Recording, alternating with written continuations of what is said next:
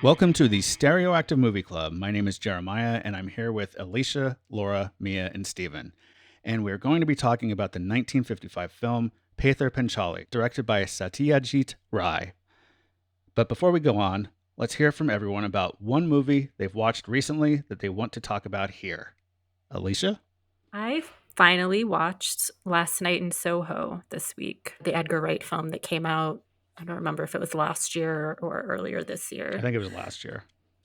Yeah, I really enjoyed it. It was like right up my alley, murder mystery, supernatural elements, London. so yeah, I enjoyed it. And I liked it better than his last one that I saw, The World's End. Which I liked. I mean, I liked the Cornetto trilogy a lot, but I liked this one a little more. I liked that it was female centered, and it was sort of telling a story about the challenges women face. So yeah, I liked that. All right. And Laura, what about you? Well, Steven and I went to go see Nope this weekend by Jordan Peele, and I was going to let him speak to that and talk about what I think Nope is a direct descendant of. I saw Jaws for the first time, and that was awesome, and I can't believe it took me so long to see it. It's just, I don't know, it's one of those gaping holes in my film history past that I just never watched, and it was really cool, and I'm really glad I did. And Steven? As Laura said, we both saw Nope this last weekend, and as she said in one of her Facebook posts, Nope is dope. We both really enjoyed it. It was fun. It was a movie by Jordan Peele, and it did have a lot of Jaws influence, I believe, and it was really different than I expected. It was much more psychological than I expected, and it's a sci-fi horror movie, and it wasn't what I expected necessarily, but it was really well done, and the shots that they had in the desert were just gorgeous. And then the characters actually really worked well together. I felt and you felt like you were really rooting for them, and they all had different appeals to them.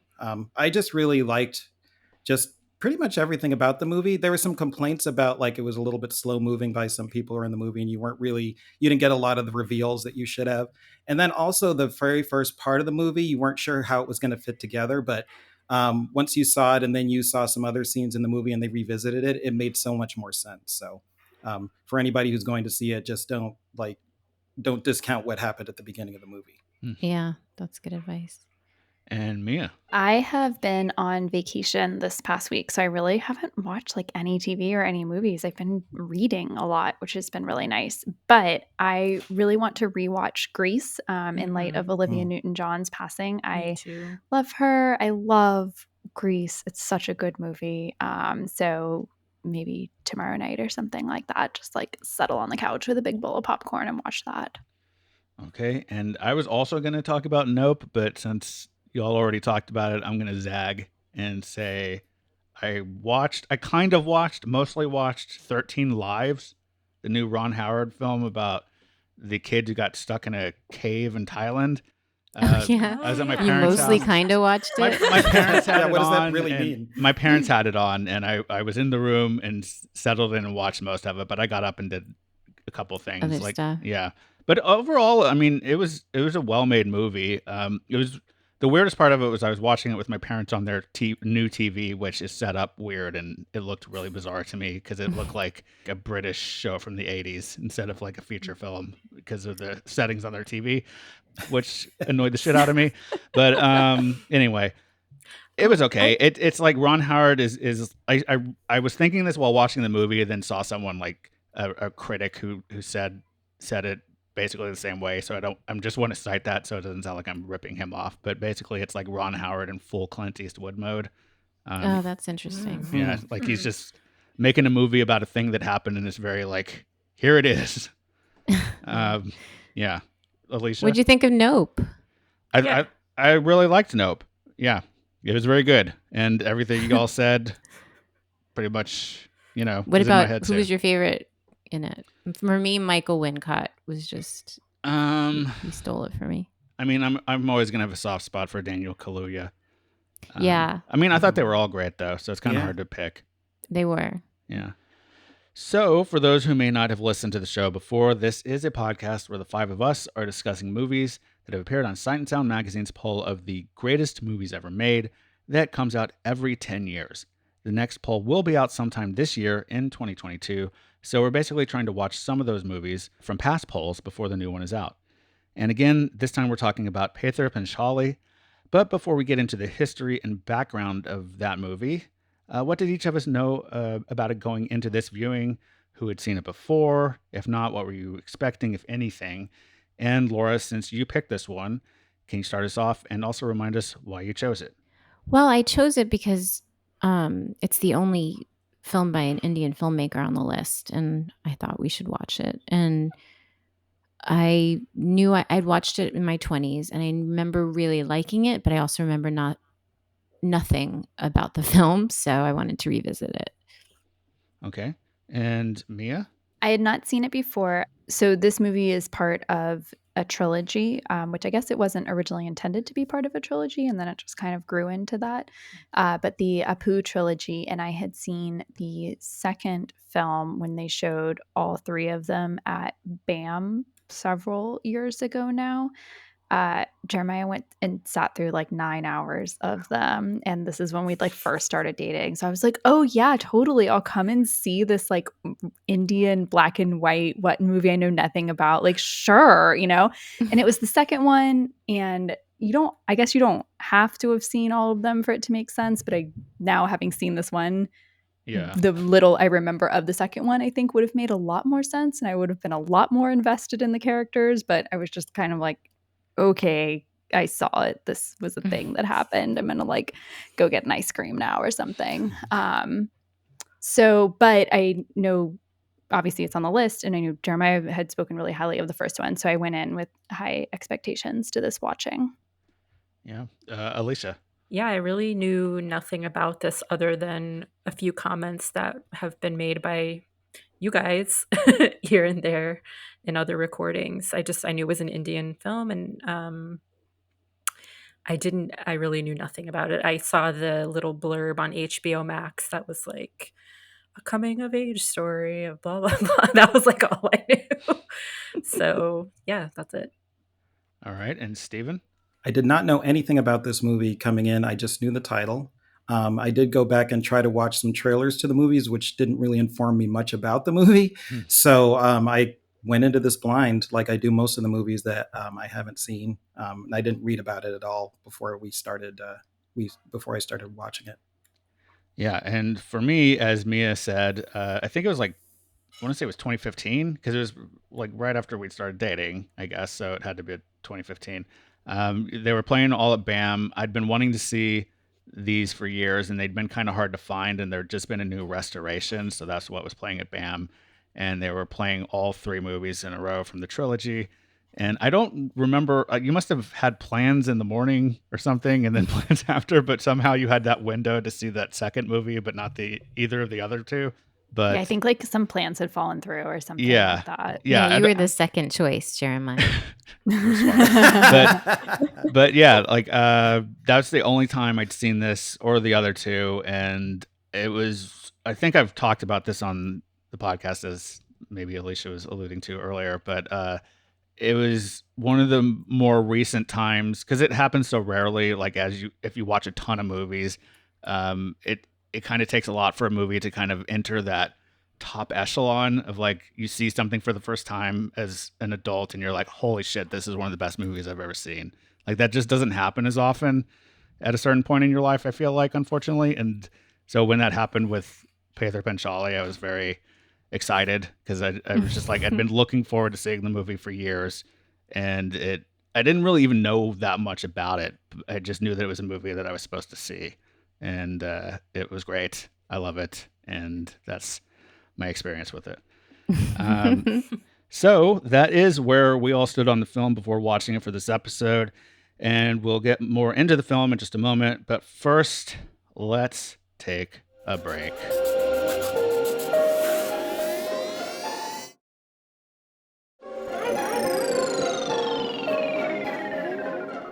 And we're back. I'll start by reading the Criterion Collection's description of the film. With the release in 1955 of Satyajit Ray's debut, Panchali, an eloquent and important new cinematic voice made itself heard all over the world. A depiction of rural Bengali life in a style inspired by Italian neorealism, this naturalistic but poetic evocation of a number of years in the life of a family introduces us to both little Apu and, just as essentially, the women who will help shape him: his independent older sister Durga, his harried mother Sarbajaya, who, with her husband away, must hold the family together, and his kindly and mischievous elderly auntie Indir. Vivid, multifaceted characters all. With resplendent photography informed by its young protagonist's perpetual sense of discovery, Panchali, which won an award for Best Human Document at Cannes, is an immersive cinematic experience and a film of elemental power. Again, that was from the Criterion Collection. Panchali, which translates as Song of the Little Road, is based on the 1929 novel of the same name, which is the semi-autobiographical work of author Bibhutibhushan Bandyopadhyay. Satyajit Ray was a graphic designer working on illustrations for a 1944 abridged edition of the book when it was suggested to him that the story would make for a good film. A few years later, as Ray became interested in making a movie, he decided to take that suggestion. Based on his notes, drawings, and storyboards, and without a traditional script, the project began filming in 1952. Beset by lack of funding from the start, due perhaps largely to its unknown director and non-professional cast, Ray financed the film himself, but ran out of money and had to shut down production for nearly a year. Eventually, the chief minister of West Bengal was convinced to help the film by giving the production a loan. Funnily enough, the government took the title, Song of the Little Road, to mean that it was a documentary about rural infrastructure and marked the loan as being related to quote-unquote roads improvement. Encouragement from filmmakers like Jean Renoir and John Huston, along with funding from MoMA, also played parts in the project coming to fruition. When the film was initially released in India, it found an audience via word of mouth after an initially lackluster reception. Its reputation in India grew from there, and it was sent to the Cannes Film Festival in 1956, where it began to draw broader international acclaim, though not entirely universal.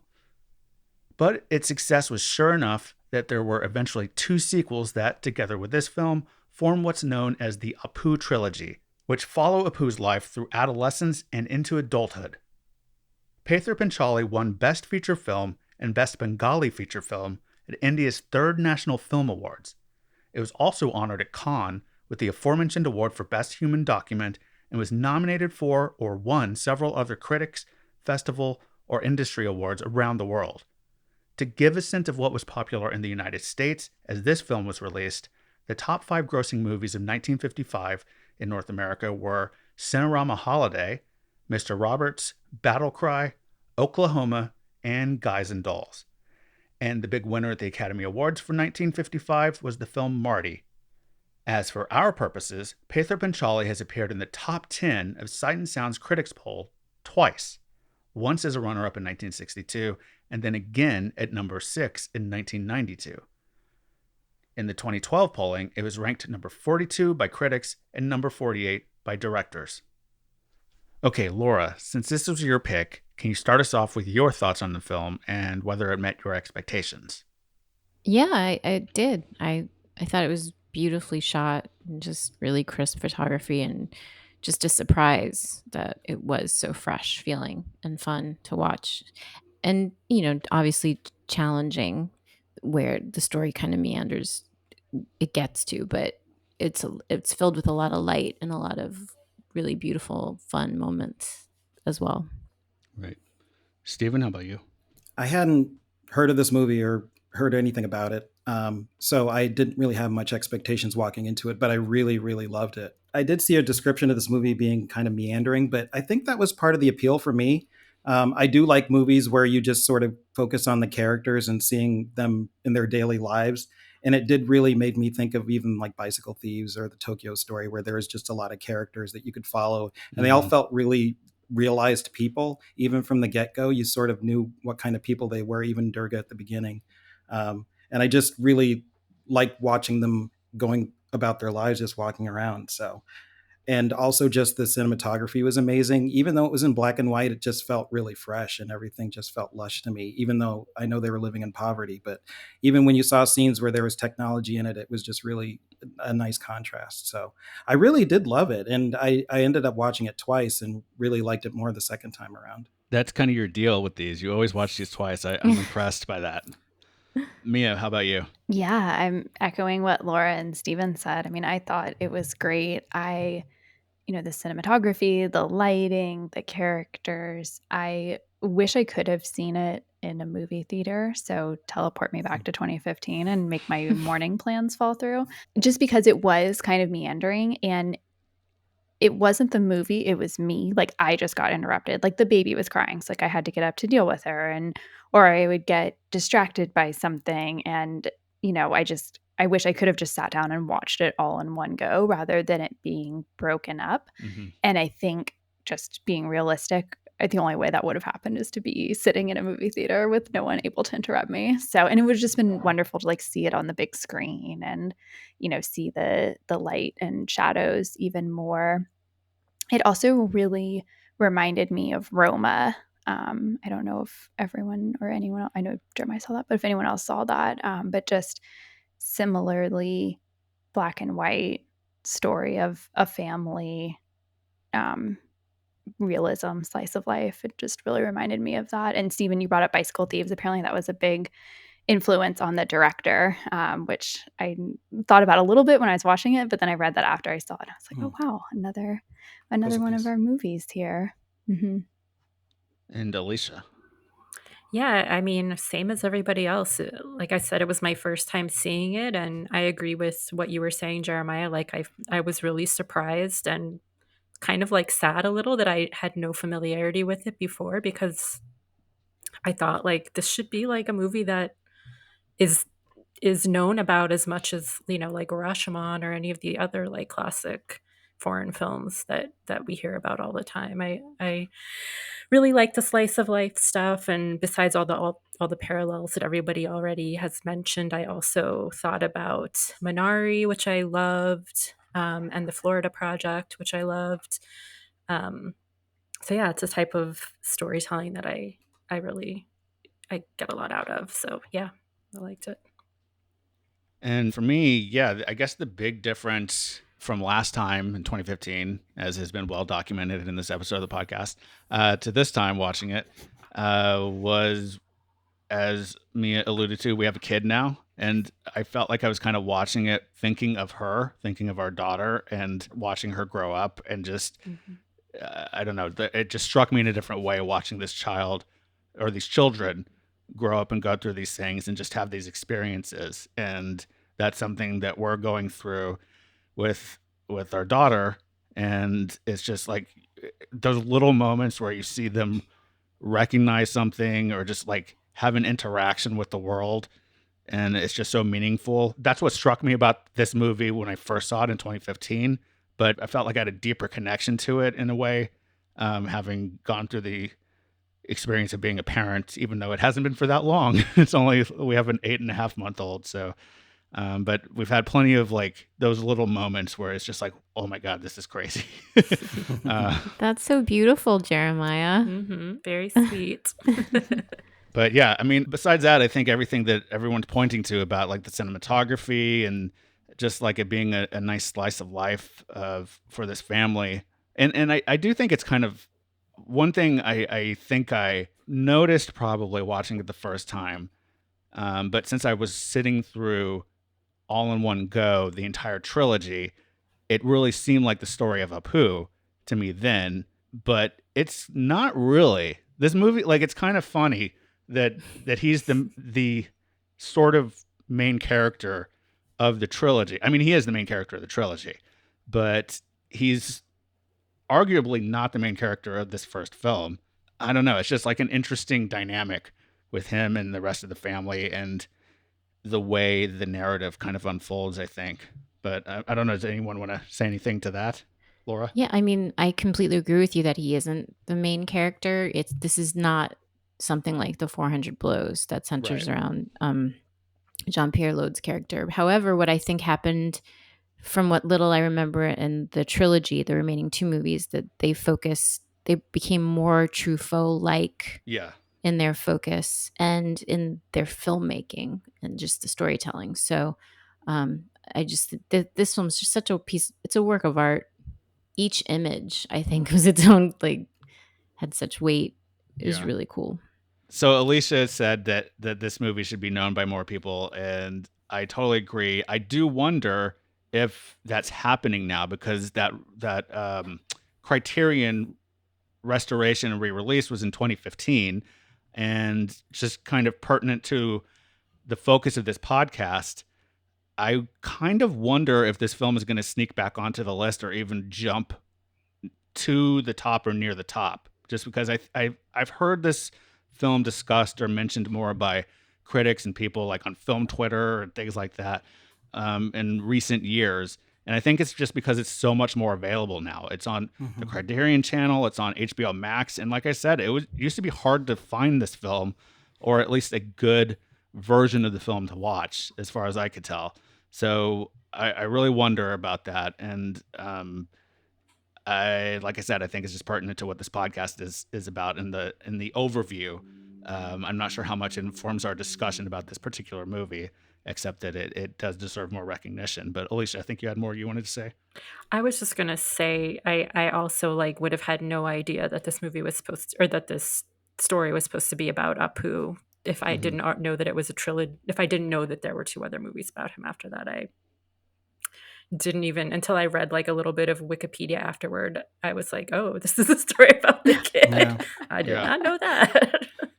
Which character does everyone think is the main character, if there is one? I'll throw it out there that I wonder if the sister is the real main character for most of the movie. Obviously, not the entire movie, but she seems to be the one who has the greater arc, I think, in terms of where her character goes and seeing her grow and all that, than Apu. Apu almost seems like just a bystander to so much of it. But Stephen? I think so. Just because we're kind of introduced to her first, and she just has the most, I think, most screen time, or you just see how she's realized through the eyes of her aunt and stealing the fruit, and just having that relationship with her mother before Apu's even born. So I just feel like she's kind of the focus, and from there you just kind of follow her along, and she has, I guess, arguably a lot of the drama like that happens throughout the movie. So I would think that she was the main character. And Mia? Yeah, I agree. I thought that she was the main character. I wonder, because originally they weren't going to make a trilogy. They were just making a movie, right? Then, okay, you can't make any more movies about the sister, obviously. So did they just kind of back into it being the Apu trilogy, or was that the plan all along?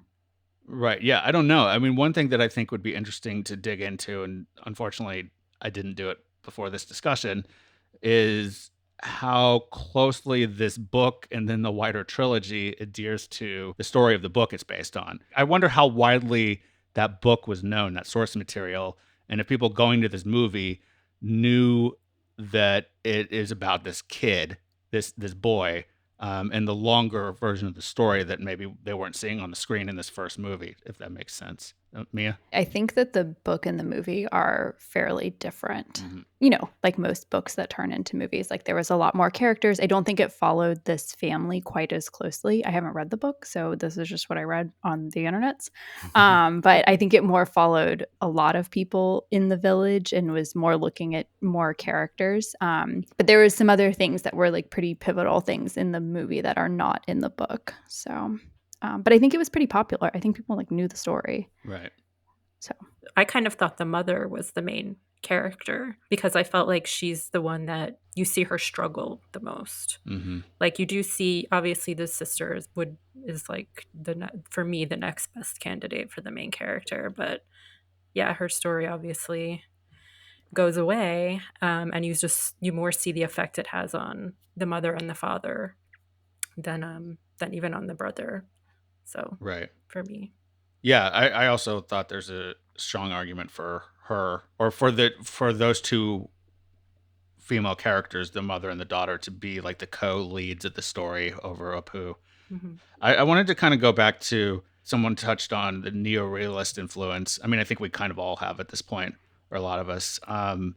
And I thought it was an interesting point that this might have influenced Truffaut, where Truffaut maybe, well, I guess he probably didn't influence this movie, but I did think that there was an interesting quote from him that he was not interested in this movie. He said something kind of like dismissive about like, why would I want to watch a movie about people eating food with their hands or something, which is a shitty quote. It's terrible. But yeah, I definitely agree, Laura, that the second and third movie in the trilogy seem to kind of go off into Truffaut land. I don't think this movie as much is on that kind of path, like you were saying. It's not like 400 Blows.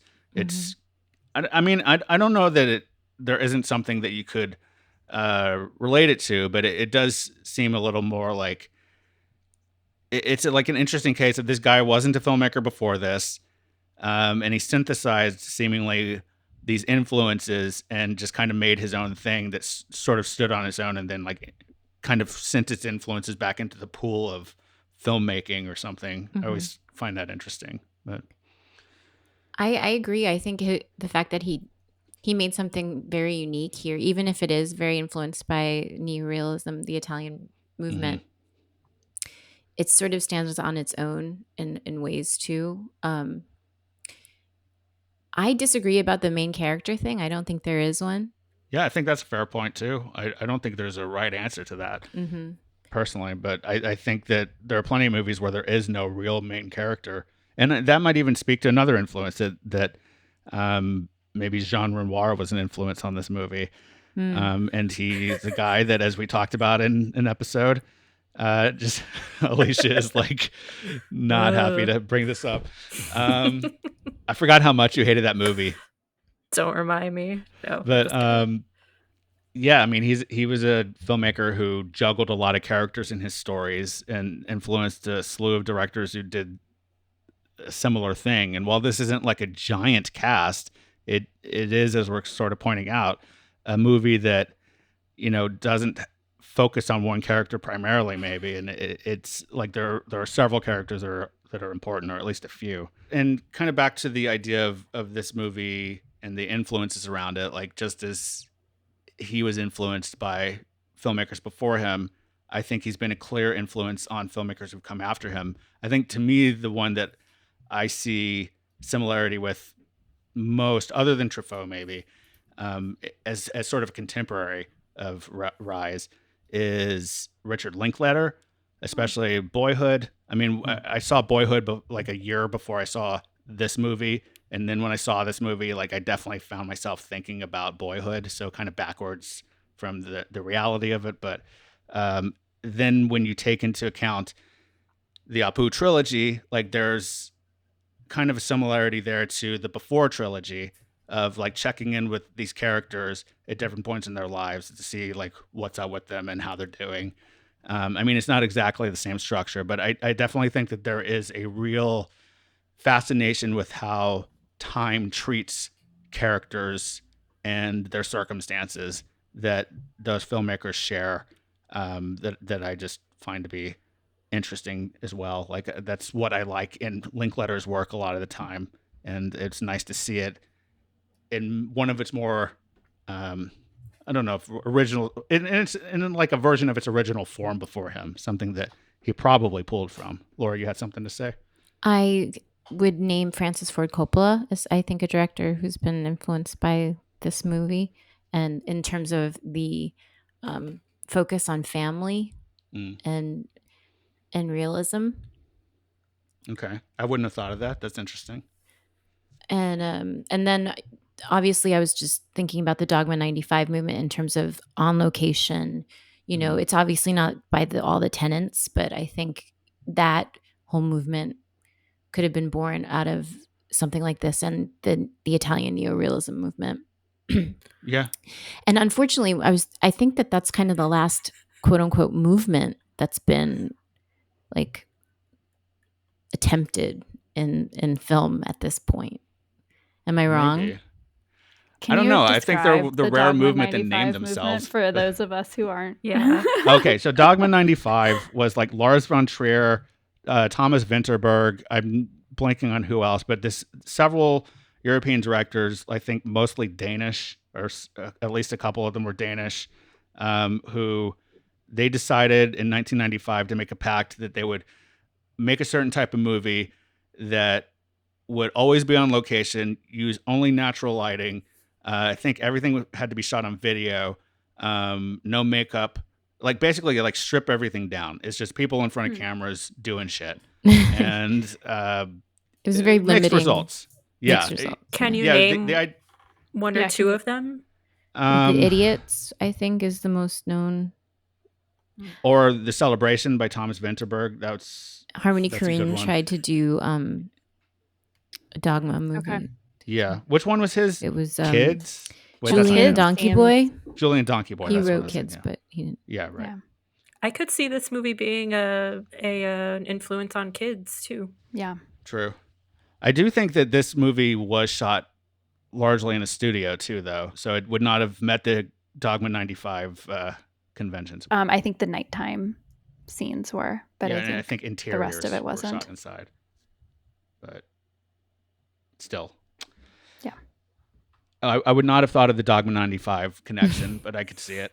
The 90s were big for me. So, Laura, you had kind of a question for the whole group that you wanted to guide us into. So do you want to take it from here?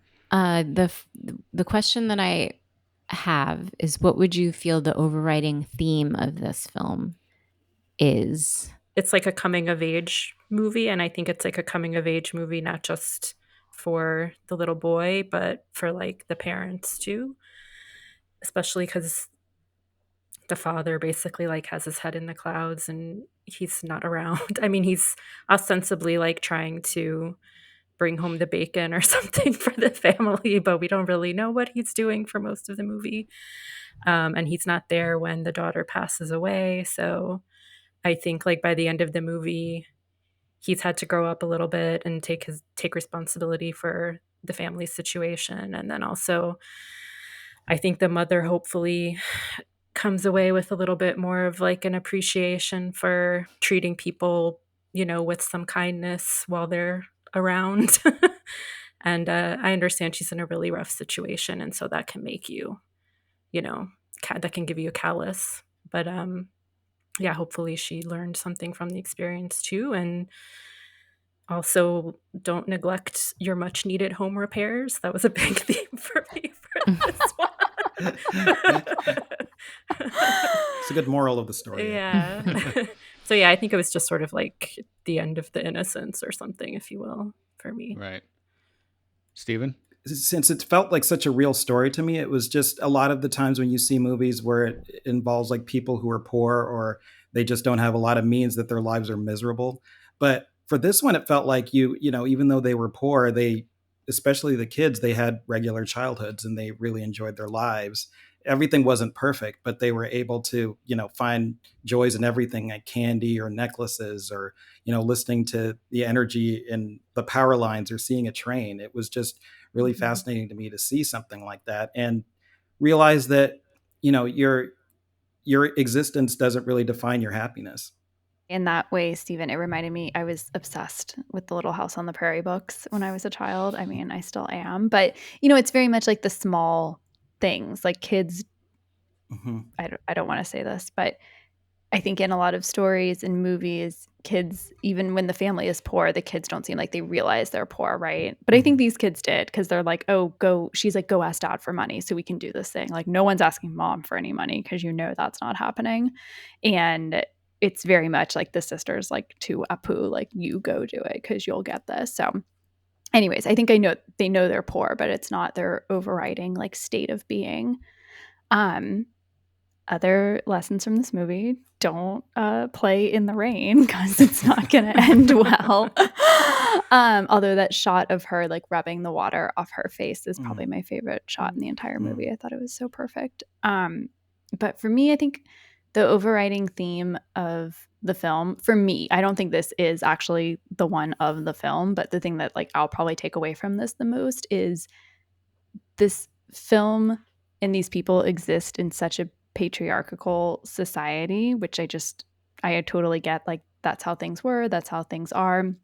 the dad is the one that has to go out and make the money, and there's only so much that the mom can do, and the son is treated so much better than the daughter, like in every single situation basically. But like it's the women who are in this village who have to get things done, and like the mom is just trying to hold everyone together and feed the kids and take care of this aunt, even if she doesn't really want to, but like she's there and she has to do it. And like the scenes of her selling her or pulling out her wedding stuff to go and sell it were just like so heartbreaking to me, because this is, the little bit of nice stuff you have in the world. And I'm sure it would have been intended for like her daughter's dowry one day, but instead, like, you need to sell it to buy like not even that much rice when she's pouring it into the container after she goes out with the first round of dishes. It was just like, oh man, like y'all, you're 3 people. Y'all are going to eat that in like a couple days. Like, this is not enough. So just to me, it was like women somehow finding the way to like survive and figure things out, even though it's this very much like male dominated society. And meanwhile, the husband is just off, like doing God knows what, but I don't know what. I was not very impressed with his character personally. Me neither. Yeah, I don't know if this is a theme, and I feel like I'm just echoing what some other people have said, but I guess my big takeaway from the movie is you have to appreciate small things, because that seems to be where any joy in the movie comes from. Like the kids, when they can have their little moments to just like discover a thing or witness something happening in the world. It's just very powerful little moments that are captured perfectly and very subtly. And even I think the auntie in her way kind of portrays that as well. She's just like trying to find a place to be comfortable so she could just like in a shawl. yeah she's not asking for much, but she's also asking for too much according to her family, or the mother of the family. I don't know, to me that's just the big takeaway, is you have to appreciate small things. I really love these answers. I wanted to raise, kind of, not to be a contrarian, but I felt that this film didn't have, it may have had some messages or moments, but it was so realistic and focused on the realism that in and of itself took away the themes. So you're saying it's themeless? Yeah, on a level, yeah. That it's character driven, realistic film. I would maybe argue that it fits in a different way, Steven's term from the persona discussion, of it being a Rorschach test film. Of it's like you just can project onto it, your own themes, because it's not trying to throw any in your face necessarily. Touche, Jeremiah. Do you think that sort of like there's so many characters in this movie, there's so many themes, it seems like there's no theme? Kind of, yeah. I mean, the only thing the theme that I was going to think of is how people react in extreme poverty, how it brings out things in you that you don't, like the mother just throwing the auntie away right before she's about to die, and like, Durga stealing, just and the dad just completely not facing reality, sort of a la Bicycle Thieves, and just not manning up in any way, and so that was something I was juggling with. But then I kept coming back to the idea that maybe no theme is the theme of this film. It's just life. It's just a bunch of stuff happening, man. Just fucking get on with his shit. There's the theme. Yeah, it's life. That's the theme. The theme is life. Yeah, I agree with that. I kind of thought that too when we got the question beforehand. I was like, well, it's hard. Sometimes it's hard to find like a specific theme in like a slice of life movie, because people's lives don't always have themes. But I think there's a lot of themes and like no theme. So I think you're right, Jeremiah and Steven, just to say like it's sort of what you take from it for each person. But right. I also thought about like modernity, and it kind of contrasted to me a little bit with Tokyo Story. I don't know, maybe this is like a new topic, but like in this one I felt they had to kind of toss off their old way of life and leave and go embrace modernity in order to be successful. And in Tokyo Story, it was like, isn't it a shame that we have this modern life that keeps us, separated from each other? And, so I thought that was an interesting like parallel for me. I was like kind of not sure which one I felt more strong, like not sure which one I agreed with more. Right. Well, does anybody have anything else to add? I did want to ask that question about just because, spoiler alert, Durga stole a necklace of her friend's, but she denied taking it throughout the whole movie. You think that she didn't take it, but then at the end of the movie, when they're moving, Apu finds the necklace and then throws it in the water. So I did wonder, did that color your opinion of her at all? Because I completely believe that she didn't take the necklace just by the way that she acted. But then when you find that out at the end, you're sort of like, wait a minute, I can't believe that she actually did that. So I was just curious what everybody thought about that. I thought it was badass, and she was a really good liar. I was really into it. Impressed by her lying capability. It didn't really color my view of her, except that it made me just think she was more complicated than even the movie lets on, even though she is sort of the most complicated character in the first place, I think.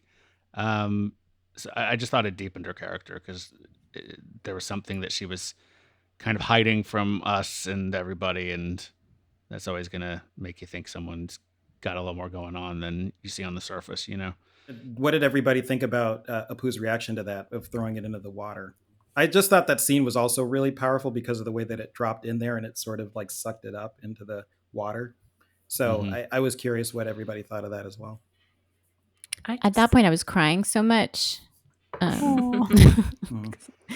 But it was a beautiful shot. I just thought the whole thing was really just sad and sweet. Like, I mean, I wasn't sure either way whether she took the necklace. I was like, I could totally have seen her taking the necklace, not because I thought she was like, malicious or anything, but just because she didn't have anything like that, and she had that little toy box where she kept her little treasures, and she clearly was like a dreamy type of person, and she wasn't above stealing fruit. So like I just thought, yeah, she could have totally taken it, but I could have also seen her having not taken it too. So I wasn't super like surprised. I thought it was just sad, and it kind of just summed up to me like this poor little girl that had had dreams of a life, and it just she it didn't happen for her. And so that was sort of for me, when he threw it in the pond, that was like his last way of saying like goodbye to this way of life. And like I thought it was also sort of him recognizing that family is more important than other things, that he's like valuing his relationship with his sister and her reputation essentially over setting something right in sort of like a moral or legal sense or something, of like revealing the crime or something to the person that was stolen from, or the people who accused her of lying. I like that you're looking at it that way, so I'm going to look at it that way. Okay. Yeah, I mean, that's what I thought too. Like, he obviously like looked up to his sister so much, and I think he could just see finding it and just having the reaction of like, I can't let my parents see this because they're already so sad about losing her, and then it's just going to open up this whole nothing good is going to come from like anyone knowing that she took the necklace. Like, it's just better to like hide it. No one's going to find it. It was a beautiful shot. What I thought was interesting too is that she takes this necklace, which I think is like a young poor girl whose friend has something nice, like totally get it, like not surprised she took it, but she could never wear it. She could never let anyone know she has it, right? Because everyone's going to know. Her mom's going to know immediately. Like anyone in the village is going to know. And clearly, she didn't have it in her jewelry box. Even, I assume this is like some time after the, after the necklace was initially taken and everything. It's hidden in some dusty little bowl way up on a top shelf. So, she knew, okay, I can't even put it somewhere where like I can see it really often. So I just thought it was interesting that like she knows she has it. It's like this little secret that she has, or like this little bit of finery that maybe she's able to pull out every once in a while and hold or look at or even just think about it. And I was going to say too earlier, this movie reminded me of A Tree Grows in Brooklyn. If anyone ever read that book when you were younger, also just kind of like slice of life, Brooklyn, poverty. And I remember one of the things from it, they're really poor, but like the mom lets them have a cup of coffee every day. Even though the kids don't drink it, they end up pouring it down the sink every day.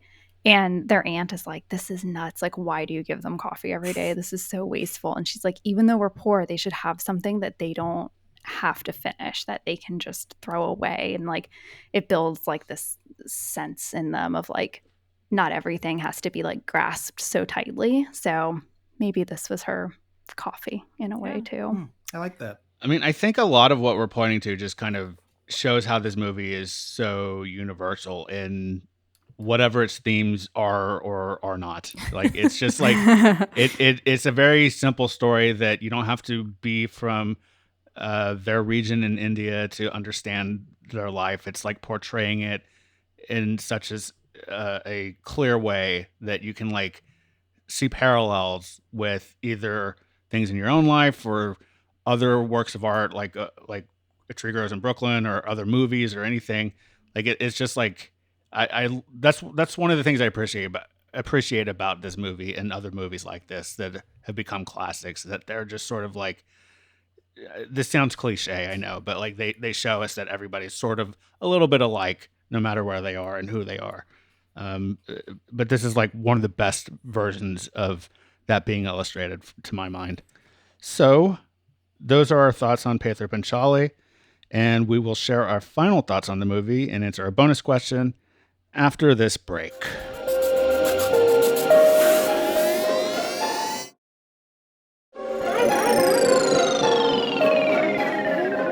All right, so we're back, and now we're going to answer the question, what was your favorite scene or moment or element of the movie? So it could just be like the way something looked, the way something sounded. It could be a whole scene, whatever. And Laura, do you want to start us off? Sure. There's so much beauty and there's so much like crisp visual, like just magic. I knew I was in for something special when Durga looks into the big outside pot, and then the shot from below takes her, like it shoots up above, and then she starts pulling kittens out of it. That shot was just so awesome, and that was the first time I was like, wow. And I think it didn't disappoint. There were so many, but that stuck out as I was like, oh, this is beautiful. Okay. Pay attention, Laura. And Steven, how about you?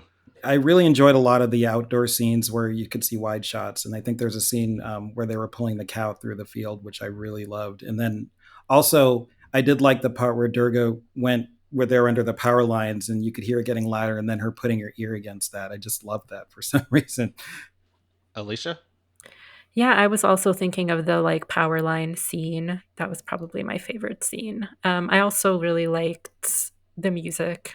So I think those are my two favorite things. And Mia? I was also going to talk about the music for a second. So it was by Ravi Shankar, who, did a ton of stuff with the Beatles and was a huge influence on George Harrison. So I thought that was really interesting. And he wrote a lot of the music, but also like remade a lot of classical songs for this, which I thought was really cool. And apparently he recorded most of the music in like just an 11-hour nonstop marathon stretch. So that was cool too.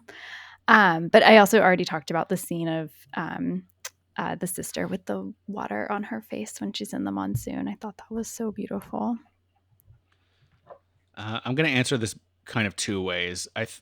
The things I remembered from the first viewing, like visually, were, well, the thing I did remember was like how expressive that boy's eyes are. Like there are shots where his eyes are just like almost like glowing in a way.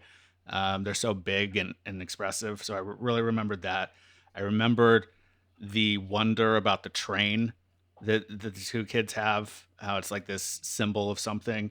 But the thing that like really stuck out to me this time that I really took note of was the shots before the heavy rain that are just these long shots of like insects buzzing around the top of the water and these plants sticking out. And they're very poetic shots, like this mirrored image of these plants sticking out of the water.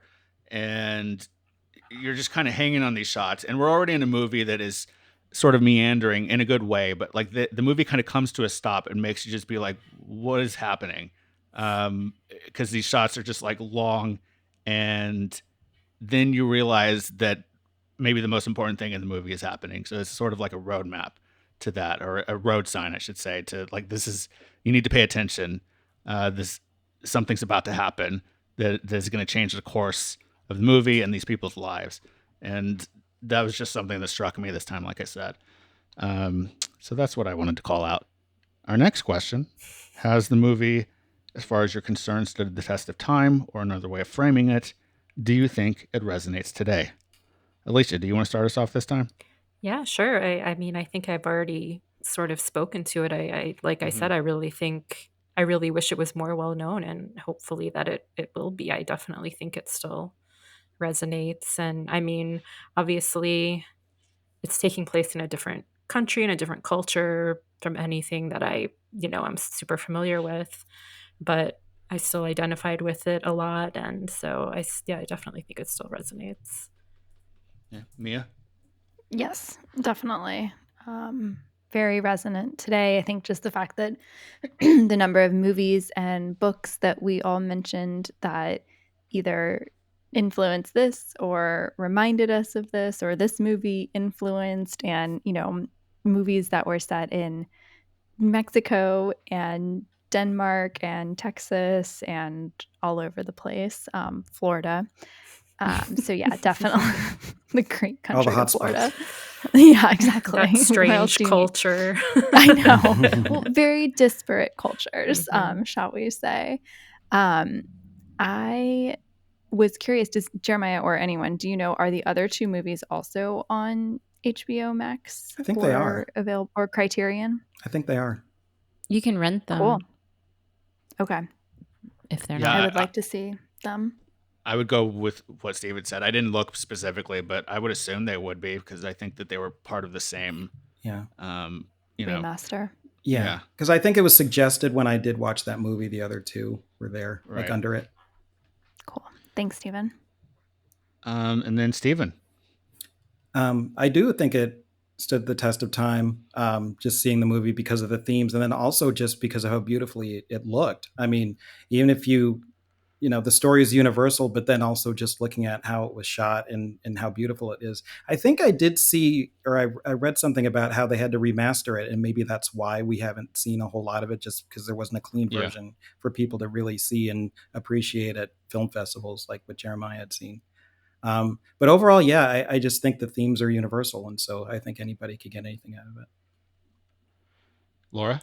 Absolutely. It was such a fresh joy to watch. Yeah, I think this is one of those times that this question almost seems redundant Yeah. to ask, because I feel like that's all we've been saying for the whole episode Yeah. anyway. But I think it's true. I think for all the reasons y'all were saying, and I'll just point back to what I said earlier in the episode, that I think that this movie has been probably getting more attention in recent years because of that 2015 re-release / restoration. And I do wonder if that's just going to continue, especially as we go into the new Sight and Sound poll coming out. That I know I've seen stuff online that critics have started sending in their ballots for that, and I think we said on a previous episode. I don't know if we said it on the episode, but I think we talked about it at least, that we're expecting to hear what the 2022 list is going to be. I think in November, but I would not be surprised at all if this movie creeps into the list, like I said. And I'm just going to go out on a limb here and just throw out something else I was thinking of today that relates to a movie that was mentioned earlier. I think there's a good chance Tokyo Story is going to top the list. top the list? Boy. Yeah, I do. That's my. Yeah, I think so. Huh. Because I've been seeing a lot more discussion of that movie I online feel like you just among threw down critics. some sort of gauntlet.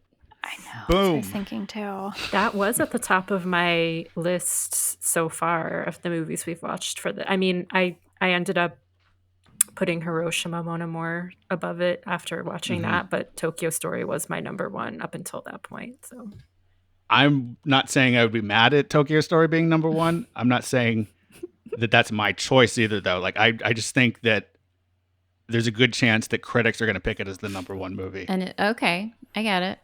Now I'm just gonna have to think about mine and come back to you on that one. Sure. Anyway, Man, November between the elections, the midterms, We need and a bet. Sight and gosh. Sound. Yeah, we need like 2 parallel betting pools. Yeah. here. It's just Yeah. going to turn into a gambling podcast. I'm into that. okay. We'll just add that. Well, Laura, Yeah. So I wanted to just ask, I mean, this wasn't to shame anyone, but I was just curious, you know, I think it's a part of the world with a huge filmmaking, you know, industry, and obviously Sight and Sound doesn't really pay attention to it. And I was just curious what filmmakers, films by Indian filmmakers you'd want to just give a shout out to at this point. And I'll start with a contemporary movie that I watched. Everybody Says I'm Fine. It's from 2001, and it's this wild movie about a hairstylist who can read minds. And it's a really cool Indian film. It's kind of creepy. I unfortunately don't have one, and that is probably a blind spot that I have, in that I also don't see a whole lot of movies to begin with. But I'm definitely open to seeing more. And if people have any recommendations, I would love to see more. And I might actually watch the trilogy now that I've watched this one movie. yeah, similar to Steven, I this is like a blind spot for me, and I feel bad about that. But I know we sort of said that we can bring in like English language Indian films too. So I don't know. I was thinking maybe like I don't even know if this qualifies, but like Gandhi, I really like the movie Gandhi. Just I'm not sure who directed Gandhi. no, but Attenborough, Richard Attenborough. But I think it was like a joint. Yeah, they might have financed it. Yeah. right? Helped finance it. Or any I'm of not the like sure. Merchant Ivory, like technically I think one of them was Indian as well. So like that's my I mean I don't have anything better really than to suggest like a British Indian film or an American Indian film. I just don't have the knowledge, but like Steven said, hopefully I can rectify that. This definitely was a wonderful movie that we just watched, so it definitely made me want to, dive in more. Right. Mia? Yeah, kind of the same as Stephen and Alicia. Also a blind spot for me. But now I really want to rewatch the second of these and watch the third. And I'm sure there's a lot of other good movies out there by Indian directors that deserve more attention from myself and others. Yeah, I mean, I'm basically in the same boat. I've seen this trilogy, and I know I've seen movies by, like, English language movies that are by directors of Indian descent. But I would recommend watching the rest of this trilogy. I do think that this is the best of the three, but I definitely think it's worth watching the other two. So this was our last episode of this round of the podcast, and so our next one is going to be where we pick our next round, and maybe we'll talk about some of the movies we've watched recently. Maybe we won't. We'll see. But we're definitely going to pick our next round of movies, and maybe we'll have some surprises for you. Like I said, we'll see. Yeah, that's all we got right now. So that's it for this episode of the Stereoactive Movie Club. We invite you to join us in our Facebook group at facebook.com/groups/Stereoactive Movie Club. And like I said in the last episode, I feel like we're making more concerted effort to post more there and like try to like get more conversations going about other movies, not just what we're talking about on the podcast. The group is supposed to be about movies broadly, not just this show. So we want it to be for that, for anybody who wants to take part. We encourage that. And you can email us at stereoactivemovieclub@gmail.com. Feel free to ask questions, send us comments, rip us a new one, whatever you want to do. And so, yeah, that's it. Thanks for listening.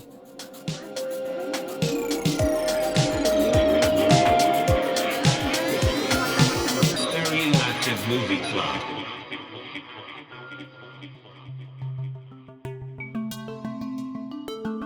This podcast is produced by Stereoactive Media.